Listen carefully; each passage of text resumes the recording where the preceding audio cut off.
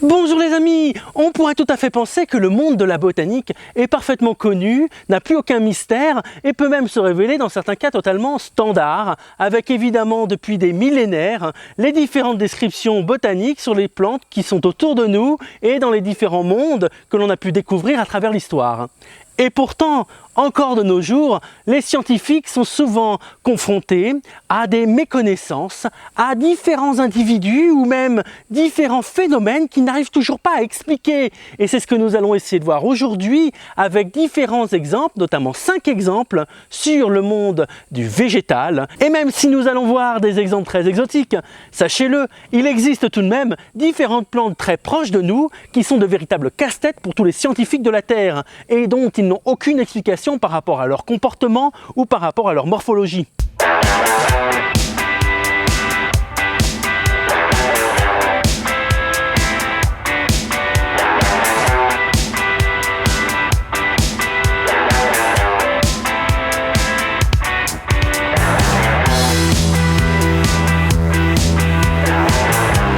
Le mystère des séquoias albinos. Pour ce premier mystère, je vais vous faire voyager sur la côte ouest des États-Unis, notamment sur l'État de Californie, où pousse l'un des arbres les plus mythiques que l'on puisse connaître, qui n'est autre que le séquoia à feuilles d'if, que l'on appelle aussi le séquoia géant ou le séquoia toujours vert. C'est un arbre de la famille des Taxodiacées et on le connaît facilement, notamment pour ses records au niveau de la hauteur des différents spécimens qu'on peut voir notamment en Californie, avec notamment des plantes qui peuvent parfaitement pousser à plus de 110 mètres de haut. Et ces arbres mythiques vont cacher quelques spécimens assez particuliers que l'on appelle les séquoias albinos. Ces séquoias albinos vont pousser au pied des arbres que l'on va appeler les arbres mères et vont être totalement dépourvus de chlorophylle, d'où cette couleur très blanche au niveau de leur feuillage. Et ils n'ont évidemment plus aucune chlorophylle au niveau biologique, ce qui va donner des arbres ne produisant plus aucune photosynthèse. Donc pour survivre, ils vont devoir parasiter leur propre mère au niveau de leurs racines. Donc on a des arbres vampires et totalement blancs. En botanique, on a de nombreux exemples à travers différentes plantes, notamment par différentes sélections et mutations au niveau du code génétique de certains arbustes, permettant d'avoir notamment des feuilles totalement blanches, comme vous pouvez le voir ici. Et l'on n'a absolument aucune production, là encore, de chlorophylle par rapport à ces différents échantillons. Mais comparé à l'espèce type que j'ai juste là, et la grande différence qu'on peut voir par rapport à ces deux échantillons, c'est que l'échantillon qui est totalement blanc, dépourvu de chlorophylle, va uniquement concerner que quelques branches de la plante type. Et l'on va avoir en fin de compte tout simplement cette perte au niveau de l'arbuste qui n'aura aucune production de photosynthèse que sur certaines branches et pas sur la totalité de la plante. Puisque l'on a vu qu'il était absolument impossible pour la plante de pouvoir survivre sans avoir aucune chlorophylle. Et elle va donc, dans ce cas, avoir d'autres moyens, notamment le fait d'avoir un système parasitaire par rapport à d'autres plantes pour pouvoir survivre. Mais dans le cas très précis du séquoia blanc, on n'est pas du tout sur cet élément-là. Ce n'est pas une branche qui a été totalement blanche, c'est la totalité. Et c'est une véritable énigme pour les différents chercheurs. Pourquoi est-ce que tout d'un coup, sur un arbre qui fait plus de 110 mètres de haut, avec un beau feuillage vert, l'on va avoir au niveau de ses racines des rejets sans aucune chlorophylle, totalement blancs et qui en plus vampirisent le pied mère? Les scientifiques n'ont absolument aucune réponse pour le moment au niveau de ce casse-tête botanique. On ne sait évidemment pas s'il s'agit d'une mutation, on ne sait absolument pas pourquoi est-ce qu'il est parti directement du pied mère avec cette forme, avec cette absence de chlorophylle au niveau de ses feuilles. L'énigme des faux de Verzy. La forêt de Verzy est au sud de Reims.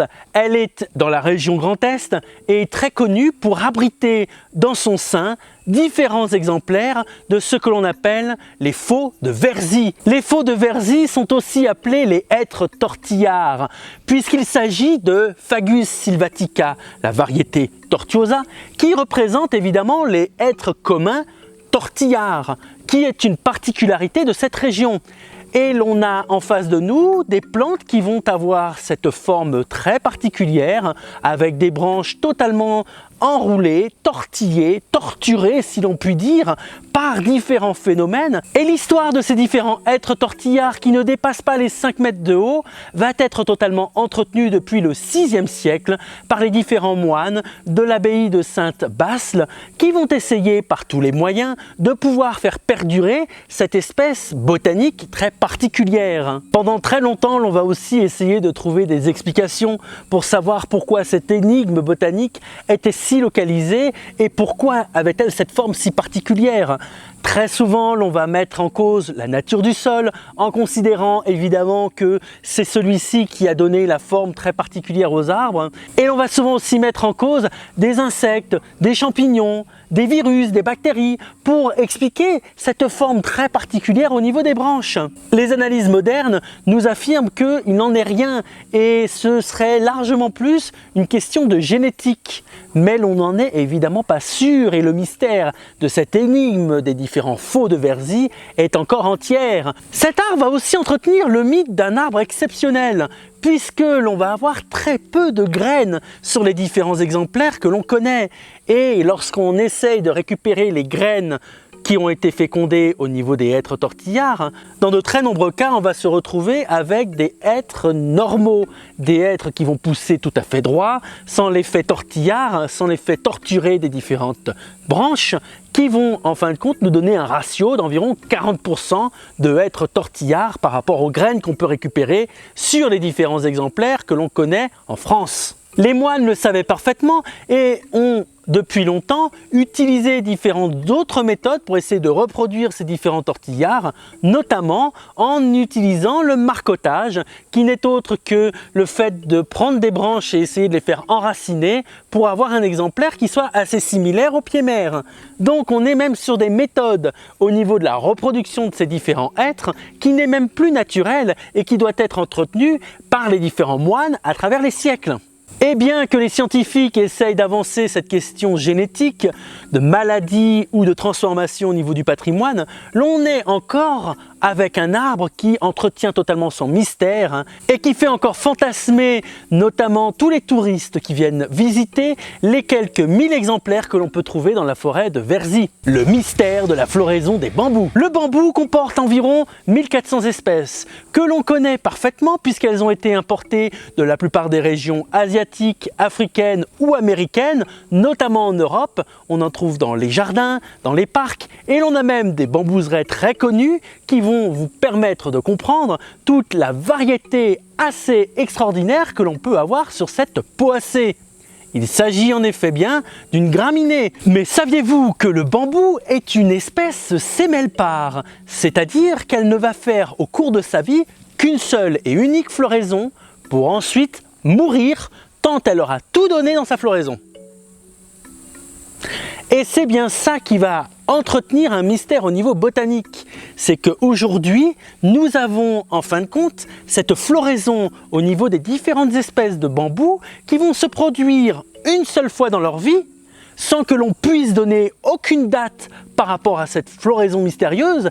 Mais en plus, cette floraison va être sur tout l'ensemble des différents genres et espèces sur toute la planète. C'est-à-dire que si vous avez un bambou d'une espèce très particulière et que ce dernier va fleurir, ce sera l'année de floraison pour tous les autres bambous, quelles que soient les différentes régions du globe dans lesquelles ils poussent. Et cela constitue un mystère botanique absolument ultime. L'on ne comprend pas pourquoi, d'une part, il n'y a pas de cycle très particulier par rapport aux floraisons de bambous, mais en plus de savoir que ces bambous vont fleurir sur tout le globe par rapport à l'espèce dont ils sont issus. Ainsi, par exemple, le Phyllostachys nigra, qui n'est autre que le bambou noir que l'on vend très facilement directement dans les jardineries et qui va fleurir sur les balcons, dans les terrasses, absolument partout dans les jardins, a eu sa dernière floraison en 1932. D'après les différentes observations que l'on peut avoir au niveau historique, les floraisons de bambou ont des cycles difficiles à pouvoir établir, qui n'ont évidemment pas les mêmes durées et qui en plus vont totalement changer d'une espèce à l'autre. On peut parfaitement avoir des cycles entre 40 et 80 ans et entre 60 et 120 ans. Donc on ne peut absolument pas faire de calendrier de ces différentes floraisons au niveau des bambous, tant les cycles sont difficiles à établir au niveau d'une espèce donnée. Ce qui peut parfaitement engendrer de véritables catastrophes, puisque, comme j'ai pu vous le dire, le bambou va fleurir et va juste mourir après sa floraison. Cela entraîne de véritables catastrophes écologiques et économiques, puisque tout d'un coup, lorsque vous avez une forêt de bambou qui va se mettre à fleurir et sécher directement sur pied, l'on ne va plus avoir de nourriture pour les différents animaux qui sont totalement dépendants de ce pauvre bambou qui aura totalement disparu de la surface, mais en plus, l'on va avoir beaucoup plus de mal à régénérer ces différentes populations de bambous qui seront totalement mortes, séchées par leur floraison. Donc vous l'aurez compris, tous les scientifiques du monde regardent avec attention les différentes floraisons du bambou pour ainsi essayer de mieux comprendre ce phénomène qui encore aujourd'hui est totalement mystérieux pour la botanique. Le mystère de la vigne caméléon. Cette fois-ci, je vous fais directement voyager dans la cordillère des Andes. On est au Chili, en Amérique du Sud bien sûr, et l'on a en fin de compte dans les différentes forêts tempérées, humides, une liane qui va pousser et qui est très particulière, la vigne caméléon, que l'on appelle le Bocchia trifoliolata, et qui va avoir une particularité au niveau botanique, c'est qu'elle va essayer de faire du mimétisme au niveau de ses feuilles par rapport aux différents arbres sur lesquels elle va essayer de s'accrocher. Et ça, c'est un mystère total au niveau de la botanique. On n'a absolument aucun exemple de différentes plantes étant capables de pouvoir changer la morphologie de leurs feuilles en fonction de la feuille de l'arbre sur lequel elles sont accrochées. Ce phénomène est en fin de compte réalisé par la liane pour essayer de lutter contre les différentes attaques de ravageurs. En effet, les insectes qui vont essayer de se poser sur l'arbre ne seront absolument pas capables de faire la différence entre la vigne caméléon et l'arbre sur lequel elle est posée, ce qui lui permet évidemment de sauvegarder toutes ses feuilles. Ce n'est que très récemment que l'on a découvert ce mimétisme très particulier. C'est à travers différentes observations de scientifiques en 2014 et notamment une publication sur Current Biology qu'on a pu découvrir cette vigne caméléon et notamment cette particularité d'avoir un mimétisme très prononcé. Il va même avoir dans certains cas la liane qui passe sur un autre arbre et qui va en fin de compte dupliquer l'arbre sur lequel elle est actuellement.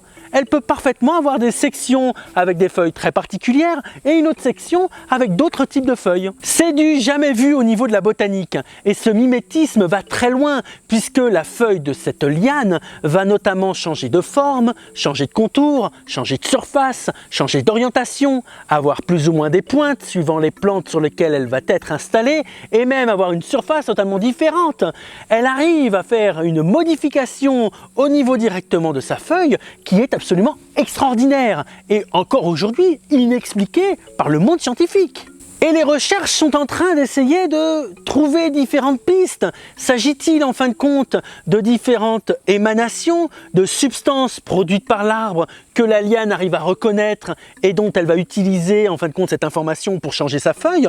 Ou est-ce tout simplement un échange génétique entre l'arbre et la plante? On est encore dans le flou le plus artistique ou le plus génétique là pour le coup, mais l'on est face à une liane qui va totalement changer notre perception de la botanique. Le mystère de l'intelligence végétale. Et je voulais finir cette vidéo par un dernier exemple très particulier là aussi qui va déchaîner totalement les comités scientifiques au niveau de la botanique. Les différents chercheurs ont depuis longtemps compris qu'il y avait une mémoire au niveau des différents végétaux. Il suffit de voir différents exemples, notamment avec le Mimosa pudica, que l'on appelle la plante sensitive, et qui va avoir cette particularité au niveau de ses feuilles de directement se refermer au niveau du contact. Il suffit que vous touchiez ces différentes feuilles pour que ces dernières se réunissent pour éviter d'être mangées. C'est un système très particulier qui a été développé par cette plante et qui va ainsi lui permettre, là encore, d'échapper aux différents ravageurs puisque, en fin de compte, elle va disparaître aux yeux des insectes qui vont essayer de les manger. Donc très vite, cette plante a compris que ce système était parfait pour rester en vie et avoir des feuilles qui seront épargnées par les différentes attaques. Oui, mais voilà, la plante va réagir à n'importe quel coup de vent ou à n'importe quelle manipulation lorsque l'on a notamment en pot ces différents exemplaires que l'on a mis en serre. Donc on peut le voir parfaitement et on la vend notamment aussi en jardinerie. Il suffit de déplacer cette plante pour que cette dernière utilise en fin de compte ce système pour se cacher des insectes. Mais le souci qu'il y a, c'est que ça demande énormément d'énergie au niveau de la plante pour refermer ses feuilles aussi rapidement, notamment par différents circuits au niveau de l'eau dans les cellules, et c'est très dépensier en énergie. Donc très vite, la plante va comprendre qu'il ne s'agit pas d'agression lorsque l'on bouge le pot. Et autant dans les premiers cas de contact entre les différentes plantes au niveau du pot, celle-ci va avoir un système qui va fonctionner, autant elle va parfaitement comprendre au bout d'un moment que ça ne sert à rien de refermer ses feuilles et qu'il s'agit juste soit du vent ou soit du déplacement au niveau du pot. Donc cette dernière ne va plus utiliser ce système aussi rapidement qu'elle ne le fait lorsqu'il y a une attaque de ravageurs. On le voit aussi notamment au niveau des arrosages. Encore un exemple facile à comprendre. Il s'agit tout simplement de voir quel est le rythme d'arrosage que vous allez avoir par rapport à telle ou telle plante. Cette dernière va essayer de s'adapter à ce rythme. Changer le rythme et la plante aura des risques de mourir, notamment puisqu'elle ne comprendra pas pourquoi est-ce que vous ne l'arrosez plus une fois par semaine ou une fois par mois. Mais voilà la question que se posent beaucoup de scientifiques. Où se trouve le centre de l'intelligence des différents végétaux et existe-t-il vraiment ? Et c'est une question qui se pose depuis des siècles et pour lesquelles les différents scientifiques au niveau de la botanique ne cessent de s'affronter.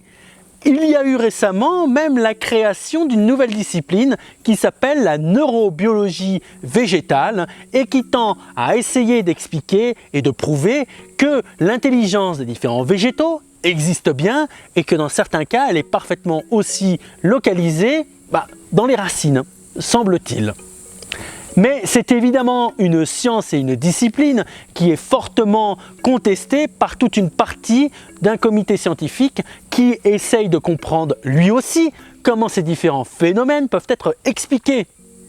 On est en effet face à un mystère biologique total au niveau notamment de la localisation ou même de l'explication de ces différents phénomènes qui tentent à nous faire croire que d'une part les plantes ont une mémoire, mais qu'elles auraient aussi une intelligence. J'espère que par cette vidéo, j'aurai pu vous permettre de vous ouvrir à une toute nouvelle discipline qui n'est autre que les mystères que peuvent nous cacher les plantes et les relations qu'elles peuvent avoir, notamment avec leur environnement, en espérant évidemment que cela pourra vous aider à mieux apercevoir la diversité du monde végétal qui nous entoure et qui nous permet en fin de compte d'être plus curieux par rapport à ces différents êtres qui pour le coup sont totalement exceptionnels et dont les différents scientifiques n'arrivent évidemment pas à donner des explications claires par rapport à telle ou telle situation. Vous pouvez parfaitement me retrouver sur les différents réseaux sociaux, laisser un petit commentaire pour qu'on puisse discuter notamment sur ce sujet qui est passionnant au niveau de la botanique et bien sûr vous abonner à cette chaîne pour avoir l'actualité des différentes vidéos que je peux mettre en ligne. D'ici là, restez toujours très curieux par rapport à la botanique et aux plantes qui vous entourent et retrouvez-moi très prochainement pour une toute nouvelle vidéo. À très bientôt les amis, au revoir!